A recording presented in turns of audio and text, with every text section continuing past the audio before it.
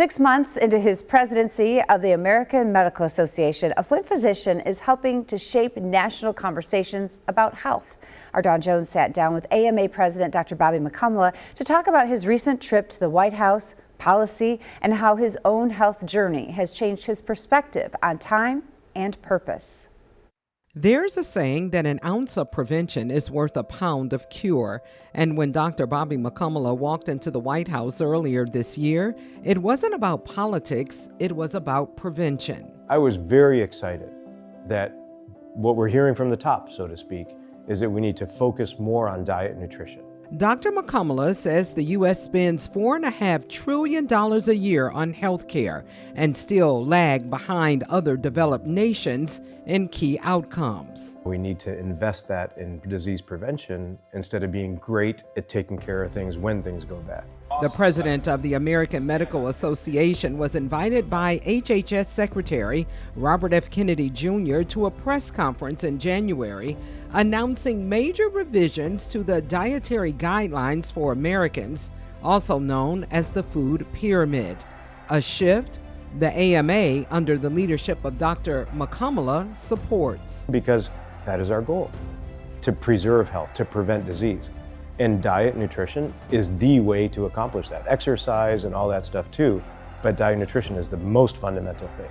In addition to being an ENT physician, Mukkamala is also board certified in lifestyle medicine, a field focused on preventing chronic illness before it starts.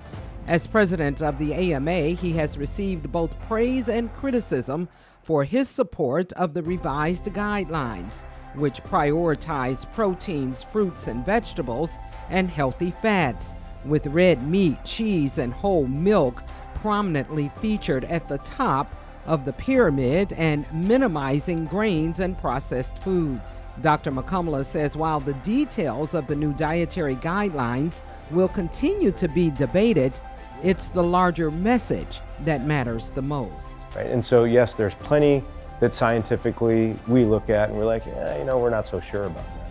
But there is some very basic stuff, right? Like artificial colors and flavors and over-sugared stuff. And that type of stuff is fundamental. And that's in there too. And so that's exactly what the AMA would support. Dr. Mukkamala and the AMA is also confronting a growing crisis in American health care. It consists of access to care, prior authorization hassles, and a projected shortage of 85,000 physicians in the next decade. And that's while people are living long. I'm going to live longer with grade 2 cancer of my brain. But that's not just me. That's people living with breast cancer. Right? A generation ago, that was a death sentence. Not anymore. But what does that mean? That means we're going to live longer. We need more medical care. And we have a physician shortage. So that's a problem. The doctor, who moved to Flint with his parents when he was a young child, says this community provides a perfect example of the critical issues the AMA is addressing. A brilliant person from the north side of Flint that is ready to pursue a medical career, but debt doesn't let them do that. Access to healthy food being a challenge in Flint. Trying to find a doctor when we're burning out and there's not enough of us is an issue in Flint. Flint is a microcosm of everything that I talk about because it is just a sample of what's going on in the whole country.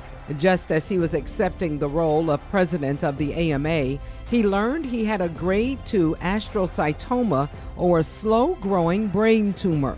The diagnosis has reshaped how Dr. Mukkamala thinks about time and purpose. Like it or not, this brain tumor thing, life expectancy, that's a little unpredictable. Right? Like if you Google grade 2 astrocytoma, if the folks that were listening Googled it, they're going to freak out because Google says 7 to 8 years, 10 years maybe. It's probably going to be longer than that. This thing hasn't grown in a year. I just had an MRI scan, so that's good news. But I don't want to plan something that's going to take 20 years to get through this plan if I've only got 10 years left. Right? And so that's why my perspective changed. His urgency is personal. He's in his final months of his historic AMA presidency. I asked him what he wants to do next. His answer brought him right back to Flint. I want to see this community thrive.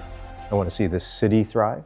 And I want to see our kids do amazing things with their lives, everything they want to do, things that they don't even know that they can do.